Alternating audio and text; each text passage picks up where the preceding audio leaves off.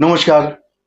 আজকে ঈশ্বর বাঁচাবেন এই চ্যানেলে আমি আপনাদের বলবো যে কোজাগরী লক্ষ্মী পুজোয় কেমন ঘরে মা প্রবেশ করেন আর কেমন গৃহে মা প্রবেশ করতে পারেন না। কোজাগরী, কে জাগরি, কে জেগে আছো, অর্থাৎ কি সারা রাত জাগতে হবে না।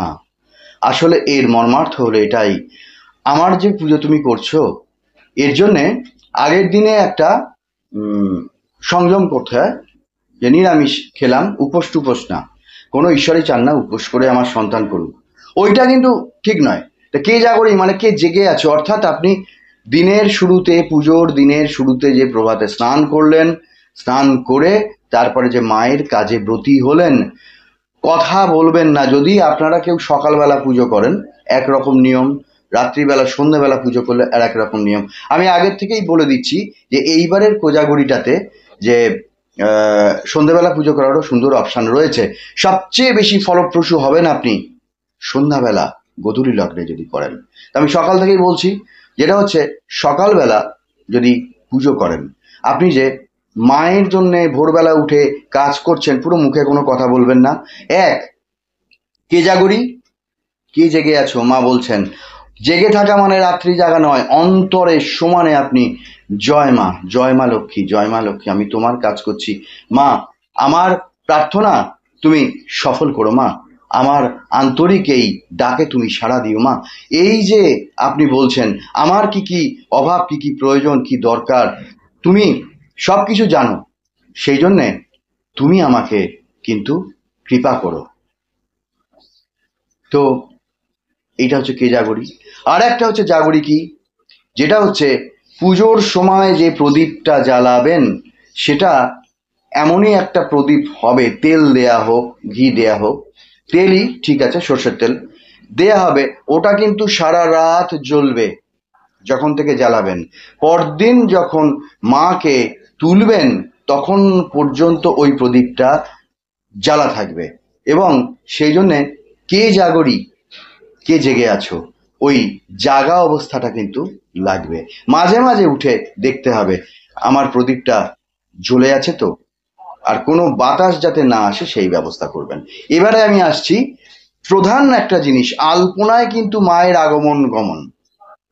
ধরুন সন্ধ্যাবেলা পুজোয়, গোধূলি লগ্নে পুজোয় কি করবেন, সকালবেলা পুজোর আয়োজন করছেন, আপনার বাড়ির ফ্ল্যাটের মেন ডোর সেটা হাট করে খুলে রাখবেন না, কিন্তু খুলে রাখবেন, আটকাবেন না।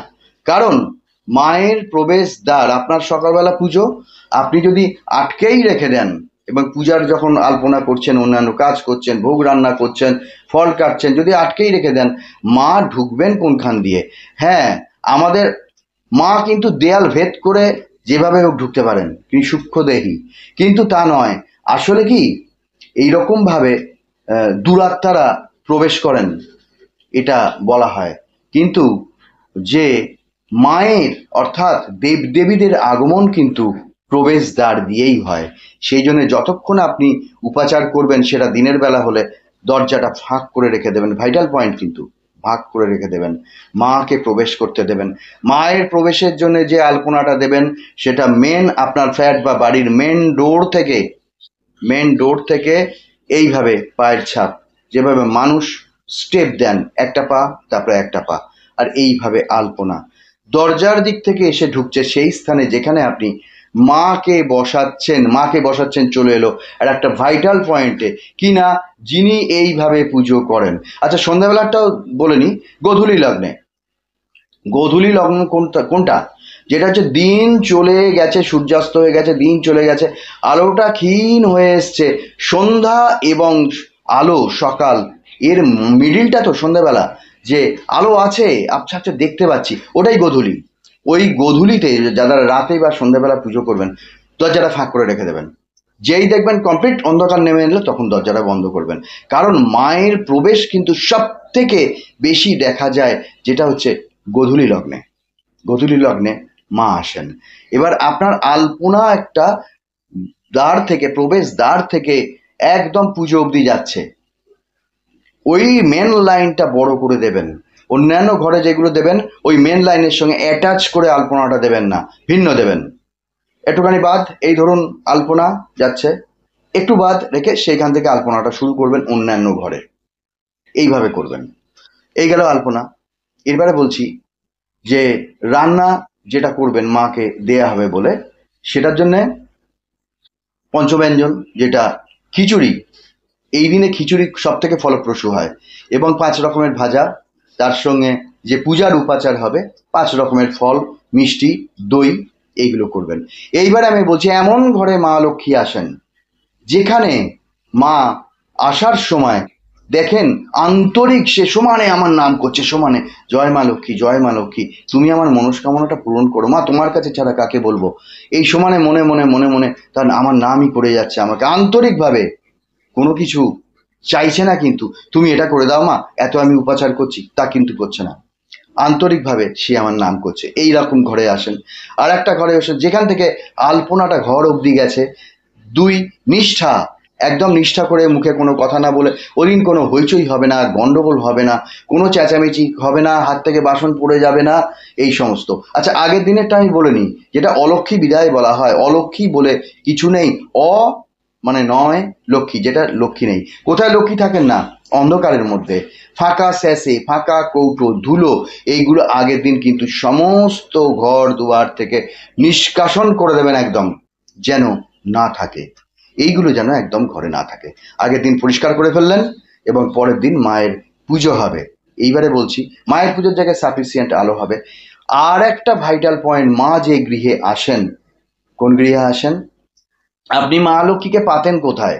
একটা জলচৌকির উপর বা সিংহাসনের পাশে, জলচৌকি তো হবেই, কিন্তু একটা জলচৌকি, তার উপর মায়ের জন্য একটা আসন বিছাবেন, নতুন বস্ত্রখণ্ড দেবেন, হলুদ দিতে পারেন, লাল দিতে পারেন, কমলা দিতে পারেন, সাদা দেবেন না, এই দিয়ে ওই জলচৌকির উপর দিলেন, বা আলাদা সিংহাসন পাথরের যাই হোক না কেন দেবেন। দেওয়ার পরে একটা মাটির সরা একটু কাঁধা উঁচু, বা একটা পেতলের থালা কাঁধা উঁচু, এটা কি করবেন, 1 কিলো ধান কিনবেন, ধান কিনে ওর মধ্যে দিয়ে দেবেন। বাড়িতে যদি শামুক কড়ি থাকে ওর মধ্যে দিয়ে দেবেন, আর না হলে ওই ধানটা দেবেন। আর কি দেবেন, কাশ ফুল জোগাড় করার চেষ্টা করবেন, কাশ ফুল থাকলে ওইটা দেবেন, ওই ধানের মধ্যে মাকে রাখবেন। এইবার আমি বলছি আর একটা কথা, যেটা হচ্ছে এই ধানটা পুজোর পরে কি করবেন, ধানের প্রসঙ্গ হলো, আমি কমপ্লিট করে ফেলি, একটা প্রসঙ্গ আসছে সেটাকে কমপ্লিট করছি। ধানটা কি করবেন, আপনার যে ধানটা দিলেন পুজোর পরে পরদিন আপনি যখন মাকে তুলছেন, তোলার পরে ওই ধানটা একটা প্লাস্টিকের প্যাকেটের মধ্যে ভরে রাখলেন। আর কাশফুল যদি সম্ভব হয় পাওয়ার, তাহলে ওইটাকেও সঙ্গে নিয়ে রাখুন।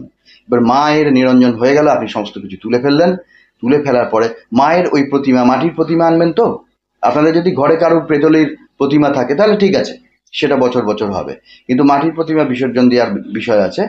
একটা ছাদে একটা আলাদা গামলা রাখবেন, যার মধ্যে জল থাকবে, মাকে ওখানে নিরঞ্জন করবেন, আলাদা করে কোনো জায়গায় পুকুরে গিয়ে ফেলা বা বাইরে রেখে দিলাম বৃষ্টিতে এই হলো, এই সমস্ত করতে যাবেন না, এইভাবে করবেন।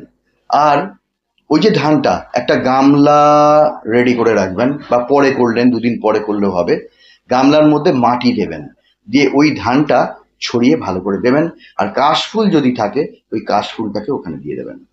এবার কি হবে, ওই কিছুদিন পর থেকেই ধান গাছ বেরোতে থাকবে, এবং ধান গাছ বেরোলে ওটা থেকে ধানের ছড়া হবে, যেই দেখবেন ধানের ছড়াগুলো পেকে পেকে গেছে, তখন তুলে তুলে সংরক্ষণ করে রেখে দেবেন।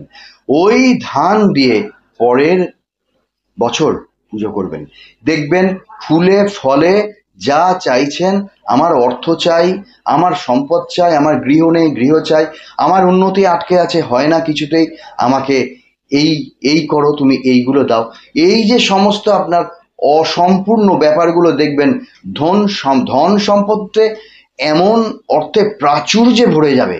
ঠিক এই উপাচারে যদি আপনি করেন, এটা করবেন। এবারে হচ্ছে পুজোয় আপনারা নিশ্চয়ই জানেন, আমার অধিক বলে দিতে হবে না, তবুও বলছি, শঙ্খ বাজবে, উলু দেয়া হবে, কোনো কাঁসর ঘন্টা হবে না।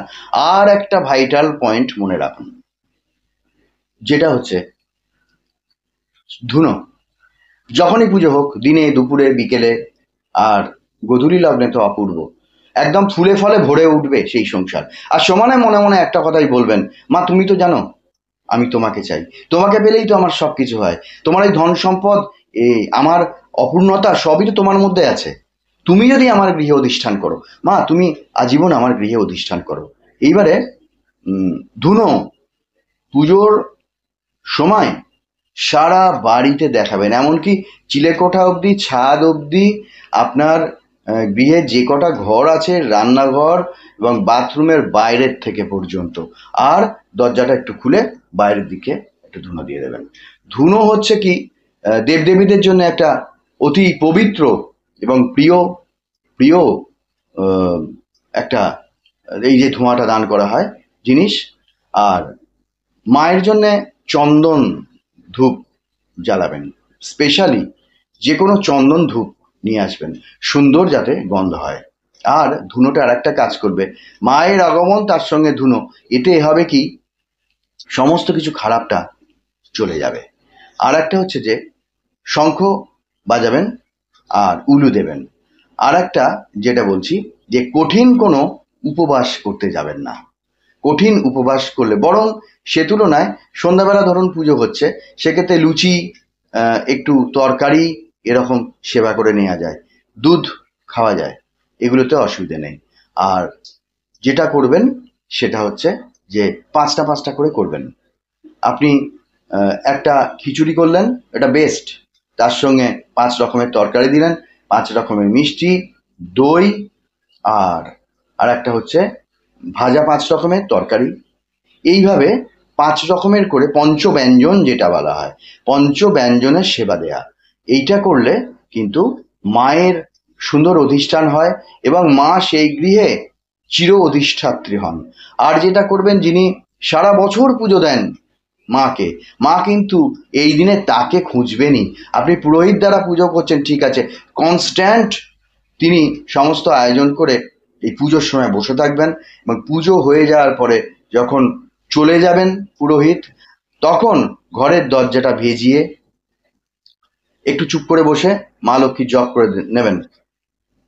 জয় মা লক্ষ্মী, জয় মা লক্ষ্মী, জয় মা লক্ষ্মী, জয় মা লক্ষ্মী, জয় মা লক্ষ্মী, জয় মা লক্ষ্মী, জয় মা লক্ষ্মী, জয় মা লক্ষ্মী, অন্তত 8 বার, 108 বার করতে হবে না। এইভাবে ধরে এই হাত, এই আঙুলটা ধরে থাকবেন, এটা বাম হাত, এই হাত এটা ডান আঙুলটা। জয় মা লক্ষ্মী, জয় মা লক্ষ্মী, জয় মা লক্ষ্মী, জয় মা লক্ষ্মী, জয় মা লক্ষ্মী, জয় মা লক্ষ্মী, জয় মা লক্ষ্মী, জয় মা লক্ষ্মী, 8 বার করবেন, দরজাটা খুলে দেবেন, দিয়ে পরিবারের সকলকে বলবেন এখন মা লক্ষ্মীর পাঁচালি পাঠ করব, তোমরা চোখ বুজে শোনো, আর যে দৃশ্যগুলোর বর্ণনা করা আছে সেগুলোকে ভিজুয়ালাইজ করো। আপনি নিজেও পাঠ করবেন, তন্ময় হয়ে যাবেন এবং সেই দৃশ্যগুলো দেখতে পাবেন, মা লক্ষ্মীর মুখটা ভেসে উঠবে।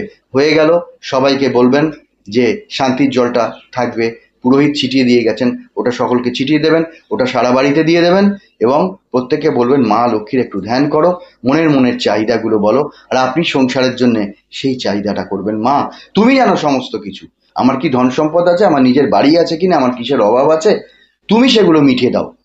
তা আমার প্রিয়জনেরা, আজকে কোজাগরি আপনাদের সফল হোক, এই ভিডিও আমি এখানেই শেষ করছি। সবাই ভালো থাকুন, সুস্থ থাকুন, ধন্যবাদ, নমস্কার।